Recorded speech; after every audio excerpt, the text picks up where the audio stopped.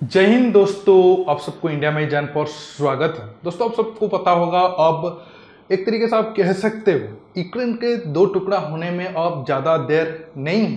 अब रसिया एक तरीके से नवो रसिया को बनाने के लिए बिल्कुल अग्रेसिव है और अब रसिया का ये माइंड में है कि वो अगर वो यूक्रेन को दो टुकड़ा करेगा तो मिनिमम कितना परसेंट जमीन वो अब एक ही वक्त में, अगर जंग में नुकसान हो रहा है या फिर इकोनॉमी के हिसाब से देखोगे तो रसिया को कुछ हद तक पैसा भी बहुत ज़्यादा खर्चा हो रहा है जंग में, तो वो कितना ज़मीन अब वो यूक्रेन का कब्जा करेगा। 10-15 दिन पहले तो 20 से 25% अब यूक्रेन का ज़मीन रसिया के कब्जे में आ चुका है। अब जितना एक ही बार में कब्जा कर लेगा उतना रसिया को फायदा है, क्योंकि इसके बाद तो अमेरिका समेत वेस्टर्न कंट्री उसके ऊपर दबाव डालेंगे और फिर और एक इस तरह का बड़ा जंग करना रसिया के लिए शायद 8-10 साल में पॉसिबल ना हो। तो अभी इसीलिए जंग चल रहा है और जब तक रसिया की मर्जी होगी तब तक ये जंग चलेगा। लेकिन इसी जंग के बीच दो अपडेट आया है, एक इंडिया के रिलेटेड और एक अमेरिका और वेस्टर्न कंट्री के कैसे एक तरीके से आप कह सकते हो रसिया ने उनको मजबूर किया है उसके ऊपर। पहला ये है कि आप सब जानते हो यूरोप ऑयल और गैस को लेकर, खासकर गैस को लेकर, रशियन गैस को लेकर बहुत ज़्यादा डिपेंडेंट है और उसमें से खासकर जर्मनी बहुत ज़्यादा डिपेंड करता है। लेकिन अमेरिका कुछ जंग शुरू होने के कुछ दिन के अंदर ही रसिया के ऑयल और गैस के ऊपर सैंक्शन लगा दिया था, फिर भी यूरोपियन देश खरीद रहे थे। अब यूक्रेन के बार बार मना करने के बावजूद भी कनाडा ने गैस टरबाइन दिया है रसिया को, ताकि जर्मनी की तरफ जो ऑयल और गैस की सप्लाई है वो चल सके। उसके ऊपर बात करेंगे। इसके साथ अब जंग एक तरीके से खत्म होने के और कुछ दिन बचा है, तब यूक्रेन को अचानक भारत के ऊपर गुस्सा आया है और वो भारत में जो यूक्रेन के राजदूत थे उनको एक तरीके से वहां से निकाल दिया है और एक तरीके से ऑफिशियली अब यूक्रेन का कोई भी राजदूत भारत में नहीं है। यूक्रेन ने ऐसा फैसला क्यों लिया उसके ऊपर भी डिस्कस करेंगे। जानने के लिए आप आखिर तक दोस्तों ये वीडियो को देखते रहिए और ज़्यादा से ज़्यादा लाइक शेयर करना बिल्कुल मत भूलिए। देखिए, अगर हम पहले जर्मनी की बात करें, एक वक्त तक आप कह सकते हो 20-30 साल पहले या फिर सोवियत यूनियन टूटने से एक साल पहले तक आधा जर्मनी रसिया के कब्जे में था, क्योंकि जंग में रसिया को जर्मनी ने, हिटलर जब सेकेंड वर्ल्ड वॉर के टाइम में जर्मनी ने रसिया को या फिर तब सोवियत यूनियन को बहुत ज़्यादा नुकसान पहुंचाया था। इस बार जब जर्मनी के हार हुई तो एक तरीके से आप कह सकते हो आधे जर्मनी पर अमेरिका समेत वेस्टर्न कंट्री का प्रभाव ज़्यादा रहा और आधा जर्मनी पर रसिया का।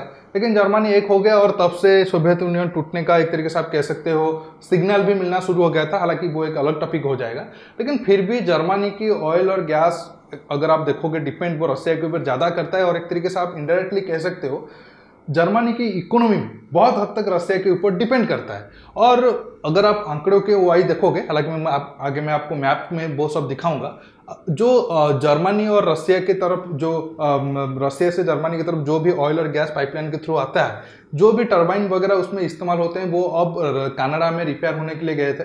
लेकिन अमेरिका के सैंक्शन तब लग गए और यूक्रेन ने बार बार मना किया कि नहीं, आप वो टरबाइन मत दो, नहीं तो फिर जो सैंक्शन लगा है उसका कोई मीनिंग नहीं है। अगर आप देखोगे एक हद तक वो सैंक्शन का कोई मीनिंग अभी भी नहीं है अगर गैस टरबाइन को ही आप निकाल दो, क्योंकि जंग शुरू होने से अभी 3 महीने अगर देखोगे तो $बिलियन का ऑयल और गैस सिर्फ अमेरिका और यूरोपियन कंट्री खुद खरीदे हैं, जो भारत को ताना मार रहे थे। लेकिन अगर उनके आंकड़े देखोगे, भारत से वो 20 गुना 30 गुना ज़्यादा ऑयल और गैस रसिया से इकोनॉमिक वाइज वो खरीदे हैं। लेकिन अब अगर कनाडा वो गैस टरबाइन जर्मनी को नहीं देगा तो जर्मनी एक हद तक आप कह सकते हो बर्बाद हो जाएगा। क्योंकि अगर आप देखोगे ये जो रेड डॉट है ये है नॉर्ड 2 सिस्टम। हालांकि जर्मनी ने डिक्लेयर तो किया है वो ये प्रोजेक्ट को बंद कर दिया है, लेकिन कितना देर तक ये बंद होगा ये आने वाले टाइम में पता चलेगा।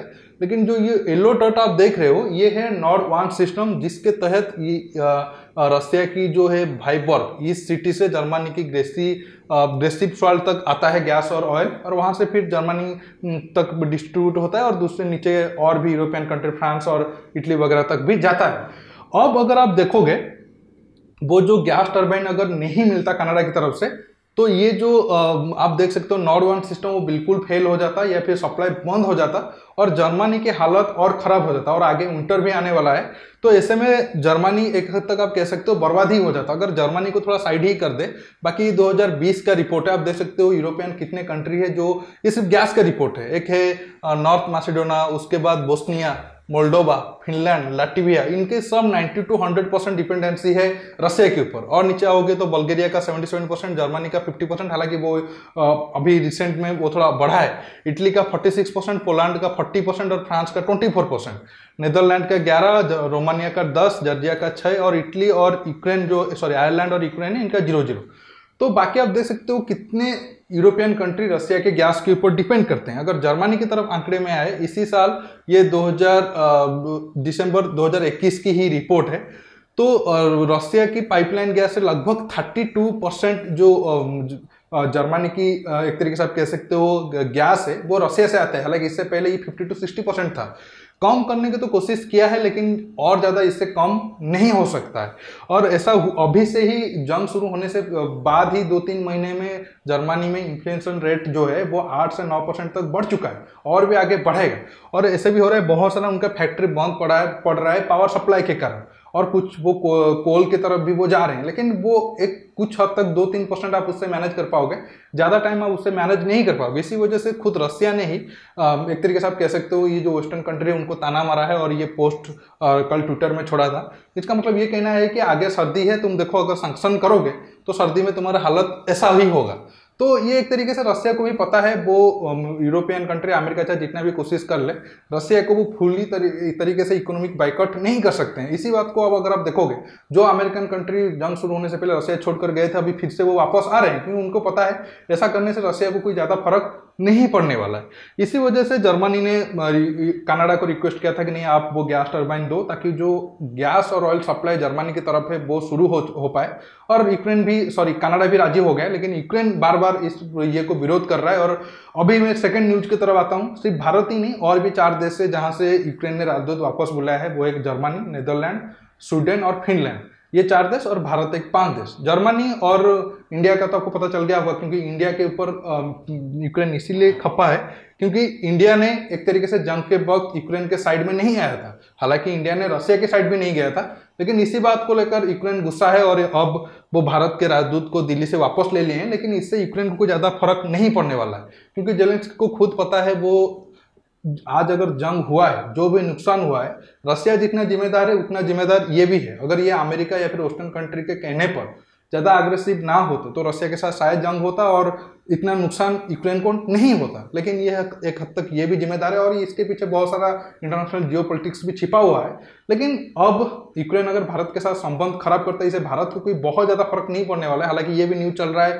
भारत कुछ फ्री मेडिसिन और मेडिकल सपोर्ट यूक्रेन को देने वाला था, लेकिन ये न्यूज़ आने के बाद भारत वो भी कैंसिल कर दिया है। हालांकि ये कंफर्म न्यूज़ नहीं है, लेकिन कुछ रिपोर्ट आ रहा है, लेकिन ये कंफर्म न्यूज़ नहीं है। इसलिए मैं एक तरीके से कह सकती हूँ अभी इस न्यूज़ को कंफर्म करना बाकी है कि यूक्रेन के राजदूत भारत से हटने के बाद भारत जो मेडिकल सपोर्ट देने वाला था या फिर मेडिसिन कुछ फ्री में देने वाला था वो कैंसिल कर दिया है। दोस्तों अब आप समझ गए होंगे कैसे रसिया को अमेरिका और वेस्टर्न कंट्री चाहकर भी इकोनॉमिक बाइकआउट नहीं कर सकते हैं।